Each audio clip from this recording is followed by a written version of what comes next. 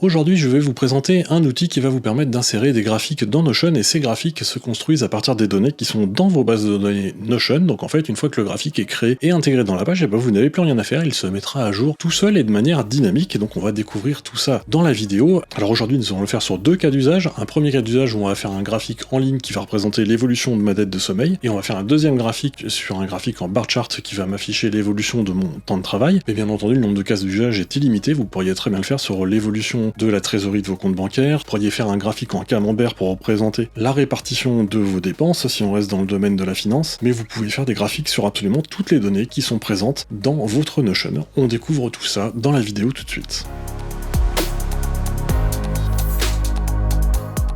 Notion to Charts, c'est ce site web, c'est une application en ligne que vous pouvez accéder sur notiontocharts.com, et vous allez arriver sur cette page qui va donc vous présenter le produit, donc sur lequel vous avez quelques graphiques qui sont réalisables, vous avez également les principaux clients de l'outil en question, qui sont quand même pas négligeables, il y a des beaux clients, et ensuite vous avez quelques informations sur la manière dont ça fonctionne, mais je vais vous montrer tout ça juste après. Avant qu'on démarre, on va aller voir le pricing, parce qu'effectivement c'est un outil qui est payant. Alors vous avez évidemment une partie gratuite qui est ici, mais sur la partie gratuite vous avez des limitations importantes, car vous n'allez pouvoir faire qu'un seul graphique de tous les types possibles. Par contre, attention, ici en records per chart, vous êtes limité à 100, ça veut dire que Notion to Charts n'ira récupérer que 100 enregistrements maximum dans votre base de données Notion. Donc tout dépend de ce que vous voulez faire, mais ça peut être une limitation qui est importante. Et ensuite, vous avez un abonnement starter à 3$ par mois, un abonnement professionnel à 8$ par mois, et un entreprise qui n'existe pas encore, mais qui va arriver à 13$ par mois, sur lesquels les limites augmentent. Alors moi, personnellement, je suis sur l'abonnement professionnel, et donc ça va me permettre de vous montrer un petit peu comment toutes les fonctionnalités de l'outil fonctionnent.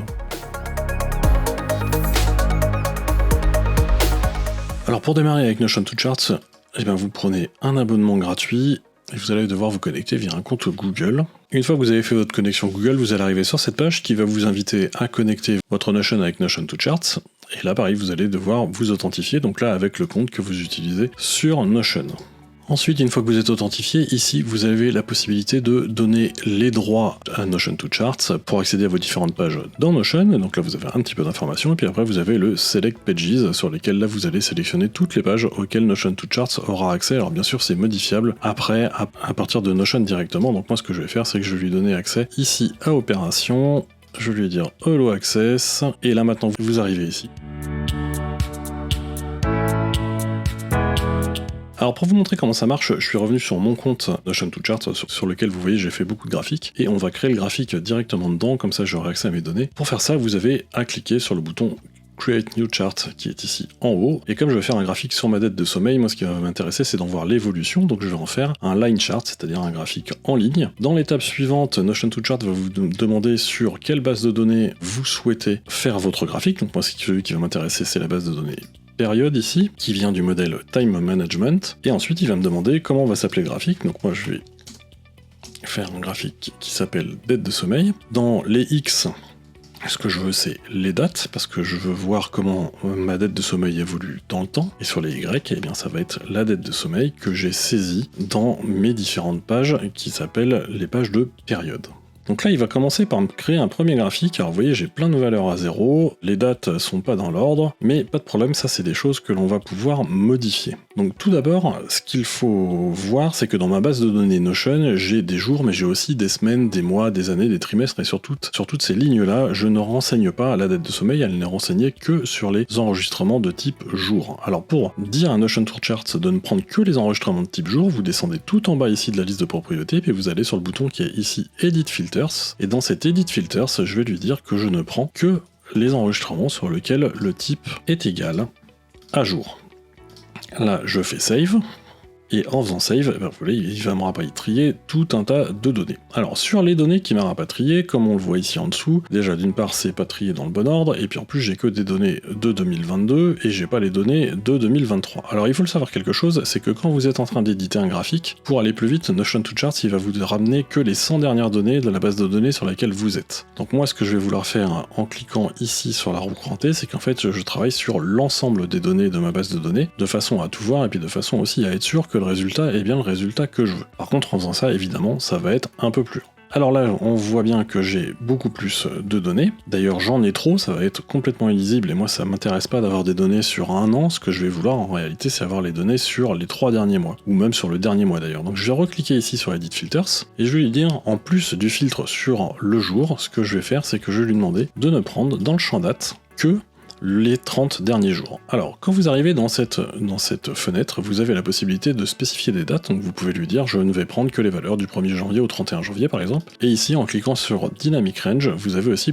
la possibilité de lui dire je prends le dernier mois, je prends les 30 derniers jours, je prends les 7 derniers jours, et ainsi de suite. Moi ce qui va m'intéresser c'est de prendre les 30 derniers jours, donc je vais cliquer sur 30 derniers jours et je vais faire confirme, je vais re-enregistrer, et donc là normalement on devrait se retrouver, eh bien, comme on le voit ici, avec des données qui sont nettement plus correspondantes à ce que je cherche. Alors par contre, et on peut le voir en bas, c'est pas trié, donc ça c'est pareil, c'est pas un problème, on va lui dire ici sur Sort By de trier sur le champ date, et comme ça là désormais maintenant, eh bien j'ai un graphique qui est un graphique qui se fait par ordre chronologique sur le dernier mois, et donc jusqu'à aujourd'hui, et je vais lui dire également, parce que la couleur me convient pas, je vais cliquer ici sur Single Color, et je vais lui dire que au lieu du rouge, je veux un violet, et voilà, là j'ai un graphique qui va me donner l'évolution de ma dette de sommeil sur le dernier mois. Donc comme je suis content de ce que j'ai obtenu, je vais cliquer ici sur le bouton Get Embed Link, et ici je fais Copy.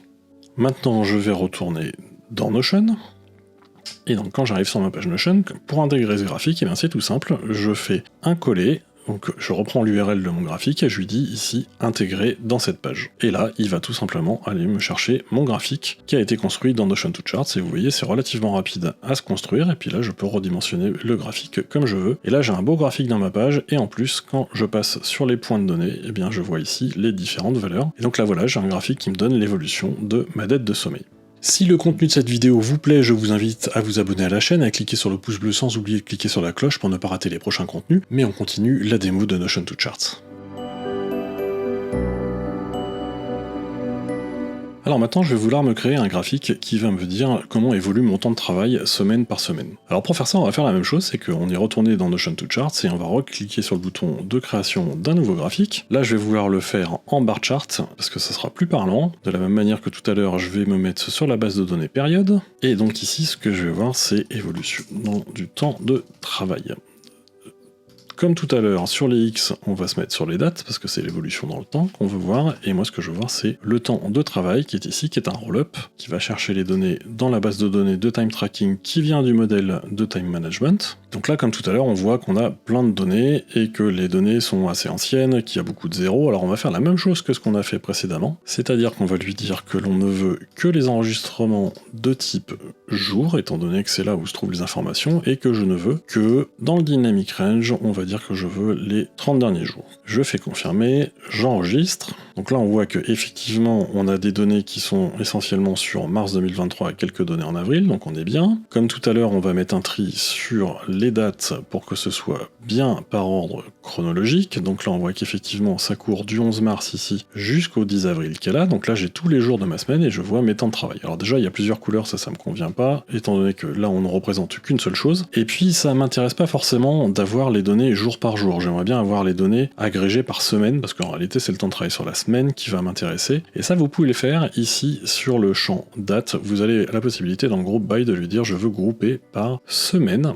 Et donc là il va refaire le graphique lui-même et il va regrouper par semaine, et donc là ça va donner l'évolution du temps de travail semaine par semaine, ce qui est très pratique. À noter que, alors quand vous faites ce type de regroupement, après sur le temps de travail, vous pouvez cliquer ici sur la petite roue crantée, et vous pouvez lui dire que l'agrégation se fait pas forcément par somme, mais qu'elle se fait par exemple par moyenne, et si je faisais ça, il me donnerait la moyenne de temps de travail par jour. Bon, sauf que moi pour le coup c'est effectivement la somme qui m'intéresse, et vous auriez la possibilité ici de modifier les valeurs pour lui dire que c'est plutôt un pourcentage ou encore plutôt une devise, mais bon c'est pas mon cas ici, donc on va rester tel que l'on est parce que ce graphique en fait me convient tout à fait bien. Donc là de la même manière, maintenant que j'ai terminé ce que j'avais à faire, et bien je fais Get Embed Link, je vais faire copie ici pour récupérer l'URL. J'en profite pour vous dire que vous voyez ici, vous avez une partie qui s'appelle Cached Faster. Si vous cliquez dessus, ça va vous donner une deuxième URL, et cette URL, elle sera normalement plus rapide à charger. Alors d'ailleurs on va la prendre, on va l'essayer, et je vais retourner dans Notion, je vais rajouter mon deuxième graphique,